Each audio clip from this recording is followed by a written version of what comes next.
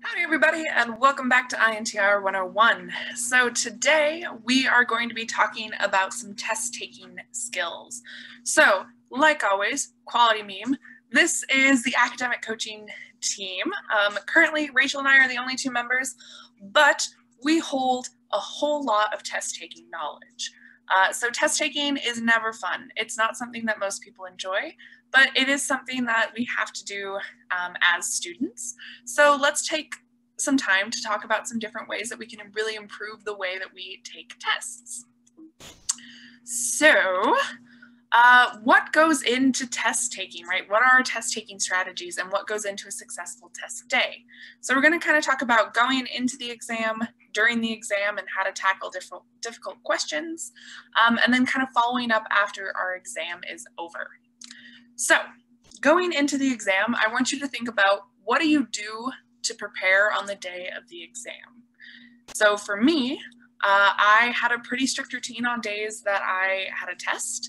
And it started, first of all, making sure that I slept enough, and then waking up, making sure that I got some breakfast. I wasn't always great about eating breakfast in college, but on exam days, I made sure that I did so that I had enough energy to get through the exam.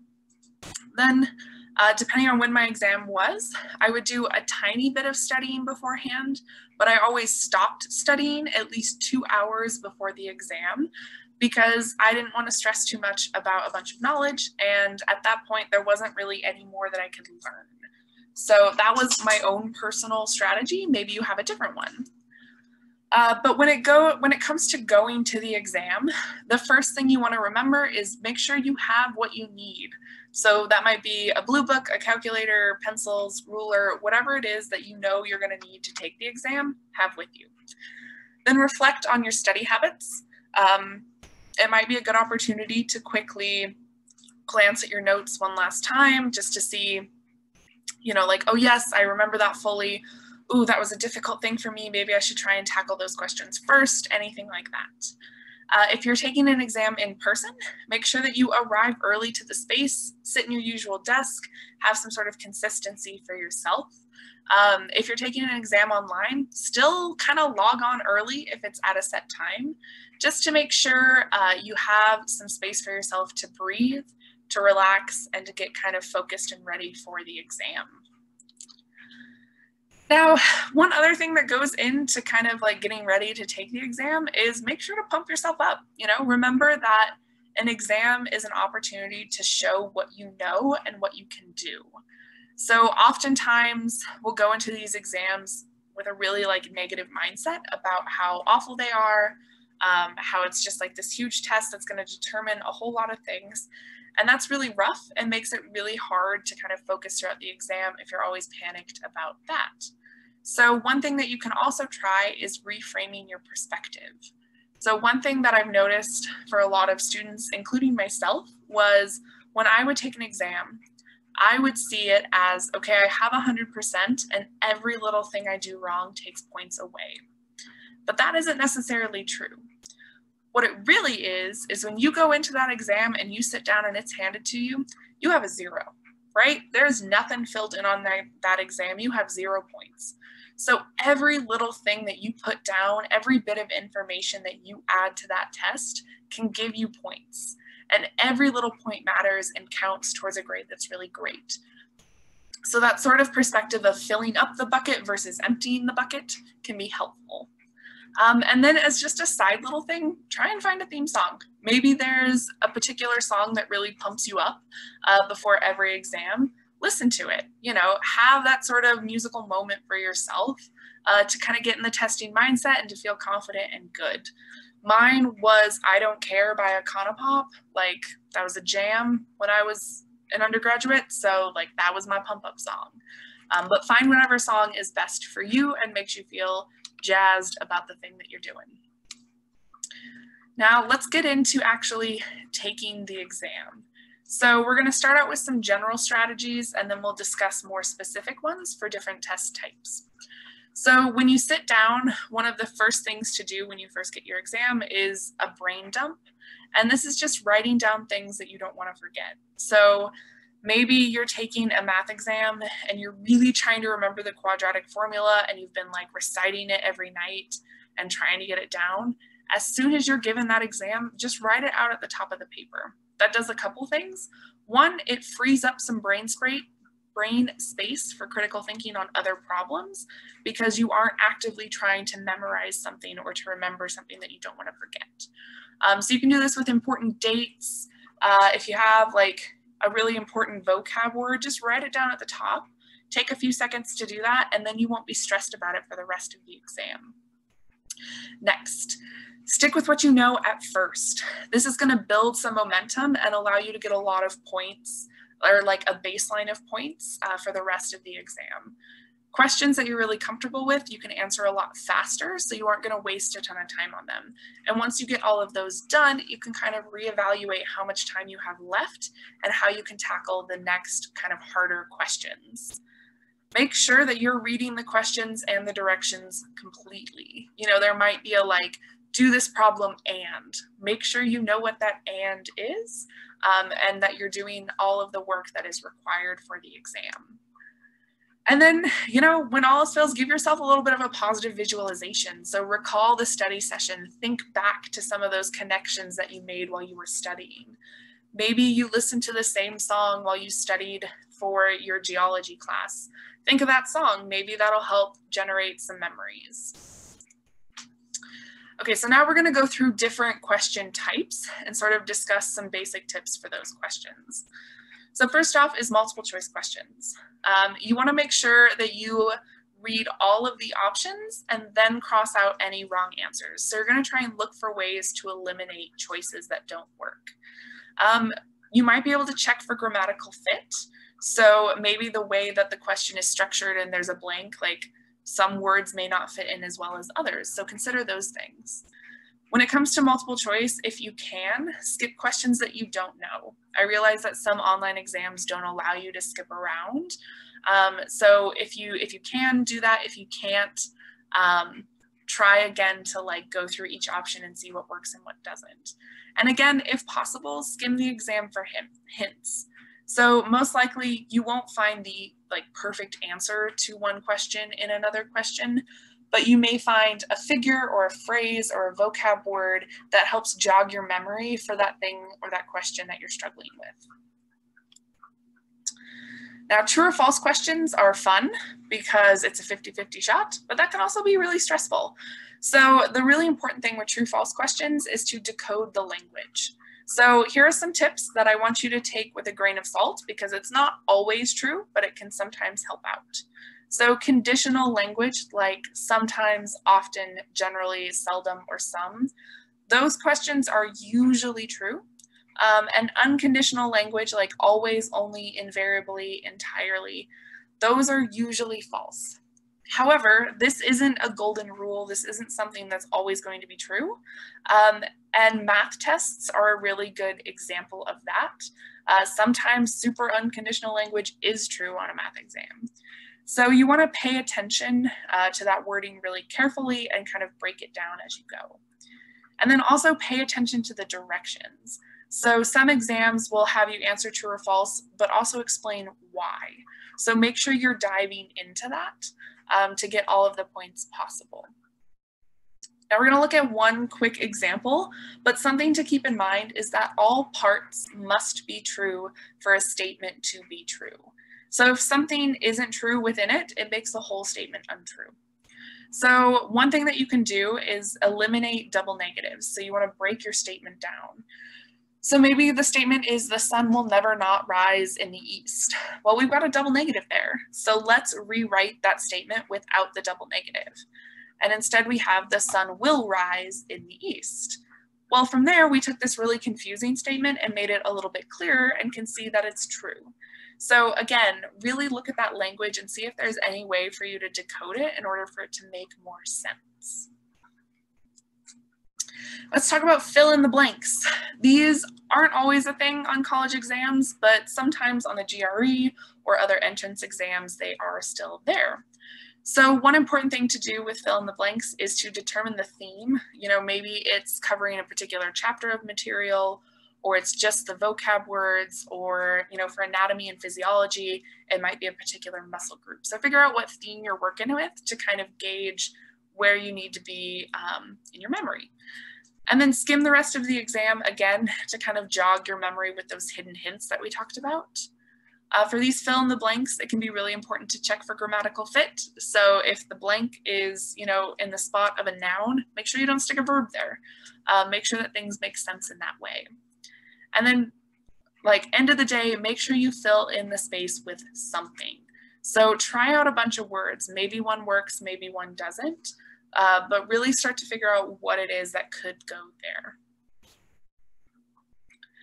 Now, matching questions, again, not always on exams, but sometimes you'll get some instructors who really enjoy them. I've seen them popping up nowadays with all of these online exams. It's a nice way, it's an easy format to use online. So again, read the directions. There might be some things like, you know, match it and then also use several of them in your essay or something like that. So make sure you know what they're asking for. Matching sections are a good way to like kind of start out your exam. You can usually get quite a few points from them. And then use the power of elimination. So always start with the concepts that you for sure know about, and then shift to some of the other ones. And once you get rid of those ones that you're really confident on, some of the others might be a lot clearer. And then make sure that you connect all the items or fill in all of the spaces, just because you don't want to leave any blank on accident. So for math and science exams, it's really, really important to show all of your work. Even if it seems tedious, make sure that you're using your steps, because that work, one, serves to show the instructor that you know what's going on, and two, it can also be a tool for you later. So let's say you have a big multi-part question, you know, maybe using your work as a way to guide you through and to help jog your memory on how those problems are generally solved. And then watch for any sneaky errors. So things like units of measure or negatives and positives. When I've helped out students in math exams, I've noticed that like dropping negatives is really common. So your answer gets a little wonky at the end. So look out for those things. And then you can use your units of measure as sort of a sanity check. So if you get a problem that's asking for a length and you end up solving it and you get like kilograms at the end, something wrong happened. So you can kind of use those unit measures to double check your answers. For these exams, when possible, tackle the hard problems last. Go through and get all of the simple ones done first. For similar reasons as before, this allows you to kind of gain a baseline level of points. And then when in doubt, write your process out in words. So maybe you got really tripped up in the algebra and you can't figure out what went wrong. Write out what your process was so that your instructor can see that you understand what's going on. It's just something weird happened with the math and you kind of ran out of time. And for these exams, partial credit is real and it can save your life, which sounds really dramatic, but it's true. There's often been exams where I got almost every problem technically wrong, but I showed enough work and I let the instructor know enough of my process that they gave me partial credit and I ended up, you know, like pulling a C on the exam. So showing all of that work is really important. Next are essay questions. So I actually really love essay questions because it gives you a chance to really elaborate on your knowledge. But the important thing to remember is that you want to answer the question that's actually being asked. So underline any key words and kind of look for a space to write out some of your initial thoughts if needed. When you have time, make sure you open with a really strong thesis statement. So make it clear what it is that you're trying to say in your essay right from the start. And then most importantly, write something. So even if you're really running out of time and you know that you don't have enough time to give a really, you know, like strong and long essay answer, write out the bullet points of the important facts that are going to go into this essay. Because again, that shows your instructor that you know what's going on and you had a really clear idea for it. It's just time constraints got in your way. And sometimes they'll give you some partial credit for that. So here's a quick example of an essay question prompt. Compare and contrast 3 test-taking strategies. Is there a strategy that works best for you? Why or why not? So This question is asking several things, so you want to make sure that when you're answering it, you answer all of them. So it wants you to compare and contrast 3 different test taking strategies, and then it wants you to elaborate on a particular strategy that works best for you and why. So making sure that your answer contains all of that will ensure that you get all of the points that you need. So some test taking strategies for online exams. If you're taking them from home, make sure that you have a solid internet connection, that you reserve a quiet and clean space. So if you have roommates, asking them like, hey, for the next hour, I need y'all to like not be blaring music, not be running around. Please don't have anyone over so that I can take this exam in quiet and peace. And like, hey, can you not stream anything at the moment so that I have a really solid internet connection? Enable pop-ups, because sometimes testing software will like pop up in a different window, so you need to make sure that it can do that. And then really important is record your answers on a separate sheet of paper if you're allowed. So if you're allowed some scratch paper, write down the questions and the answers that you're given and save those, because if the internet goes out or anything like that, you want to make sure that you have a record that you were doing the exam. And then if you're on campus taking exams, so whether that's through the testing center or through Polia or any of these other places, make sure that you know the hours of the testing center. If you need to make an appointment, make sure you've done that. And then most importantly, bring any required ID. So they usually require ID to make sure that you aren't, like someone else isn't taking the exam for you. So bring that with you, and then you can kind of go from there. Another thing about online exams, make sure that you're understanding the rules in the format. So if there's a time limit, make sure you understand, how long it is, any sort of like weirdness with that. And then make sure you know what resources you're allowed. So maybe you can use your notes, but you can't Google things. Like make sure you know what's going on there. And then read the instructions for entering responses. So I see this a lot on math and science exams. They'll ask for a really particular format, and if you don't enter it in that format, it'll automatically mark it as wrong. And if things are being graded like through the system and not necessarily by your instructor, it won't give you any partial credit. So make sure you understand what sort of format it's looking for. And your essay questions may require like specific citation types. So, make sure you know if you need to use MLA or APA or anything like that, or if you just need to give like a quick found this on this website or like from this author type of thing. If possible, save as you go. So occasionally the testing software will allow you to save after each question. And that's really useful if your like internet connection maybe isn't super great, so that you have your progress recorded. And if something happens, you at least have some of it done. And then usually an online test will give you a little like test submitted or like, little screen like that at the end. Take a screenshot of it, just so you have it for your records in case any weirdness happens. You have a clear thing to show your instructor, like, no, I really did turn this in. Here's a screenshot of the submission page. And if you can, make sure you include like the timer and date on your own computer screen, so that it's really clear that like you took it that day at that time. So just some key things to remember. You want to build momentum. You want to skim the exam to help find answers. So these are things like phrases and images that might help you recall the material. And you want to keep in mind that you're using this exam to demonstrate what you know. And then, like always, make sure you breathe. So in our stress management lecture, we talked about 4-7-8 breathing, and that's a really nice thing to do during an exam if you're feeling stressed. So I want to remind everybody about academic dishonesty, especially right now. There is a pretty big concern about it given how everything is online, and it can be really tempting to Google things as you're taking an online test, even if that isn't allowed. So academic dishonesty is a really serious thing, and it can impact your academic future and honestly your career future as well. So I know I work in an office where we hire a lot of student staff, and we always do an academic check through the Dean of Students office before we hire anybody. So if they have an instance of academic dishonesty on their record, they are no longer eligible to work as a tutor or an SI pass leader for us. And that's something that happens at a lot of different on-campus jobs. So keep in mind that it could really impact you in the future, if you're cheating on an exam.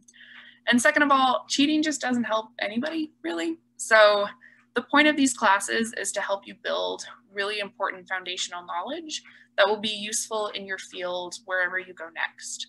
So if you aren't building that knowledge and instead you're relying on outside resources to accomplish all of the work, it really hurts you in the long run. You aren't going to be as confident in the material that you're trying to use later in wherever your future takes you. So just keep that in mind. It is really serious. I don't want it to be a super scary thing, but it is something that instructors do look for and are pretty up on the ways that different students can get around the system. So you've taken your exam, you did the best you could, maybe you know your grade right away, maybe you don't, but afterwards you may be being like, oh my gosh, what just happened? So how do we kind of feel after an exam? And I know that this is really dependent on how you felt about the exam. Maybe you felt really great and you walk out of it like feeling cool. You've got a really good walk going. You're like the Bee Gees are playing in your mind. You're feeling confident. Maybe you're like me after some of my math exams and you like walk to your apartment and cry because it was really hard and stressful and you know you messed up. So check in with yourself, reflect upon your experience and ask yourself, like, how am I doing? How did that feel? How did that go? Make sure that you're finding some time post-exam to decompress, right? Exams are stressful, they take a lot of time, give yourself some space afterwards to feel all the feelings. But keep a few things in mind. One test will not seal your fate. An exam is not a reflection of your self-worth. It is just a reflection of how you're doing in the course and how you're feeling about the material. So just because you don't do well in an exam doesn't mean you're not a good person. It just means that it was a rough test, and that's okay. Learning is a process and it takes a lot of time, and we can really learn from all of those past mistakes as we go. So a couple of other things to keep in mind. Test anxiety is really common. So I hear this from a lot of students, and about 25 to 40% of college students experience test anxiety. The reason for that huge margin there is test anxiety gets defined differently in a lot of different places. So, on the higher end, it might just be like feeling stressed about exams, or it may be like a diagnosed form of anxiety. So that's kind of why it's such a big margin. But a lot of folks feel stress around tests. So there are some really great resources. The Center for Disability Access and Resources, or CDAR, is always there to help. If your test anxiety is really severe, they can help you get accommodations. And these accommodations can be things like time and a half to take your exam, or getting to take your exam in a quieter place. All of these things are available to students. You just have to know where to reach out and kind of go through the process to see if you qualify for some of these things. Additionally, the Counseling and Testing Center is always available to meet with you and to help you kind of work through how you can manage some of that anxiety before, after, and during your test. And then some little simple things. So if you don't feel like your anxiety is a huge, huge concern, but it is kind of stressful and impacting how you feel, there's some things like structured breathing and reframing or positive visualization that can help mitigate some of that stress in the moment. So again, we talked about 4-7-8 breathing. That's a really great one to use if you're just feeling a little stressed during an exam. So after your exam, make sure you return to sort of your preparations. And by that, contact your professor and TA if there was something that you really didn't get on the exam or that you really were surprised by. This is an opportunity to evaluate both the successes that you had and the failures. So you can say, hey, I realized that the studying techniques that I used for these topics worked really well, but apparently they didn't work super well for this other one. How might I do better in the future?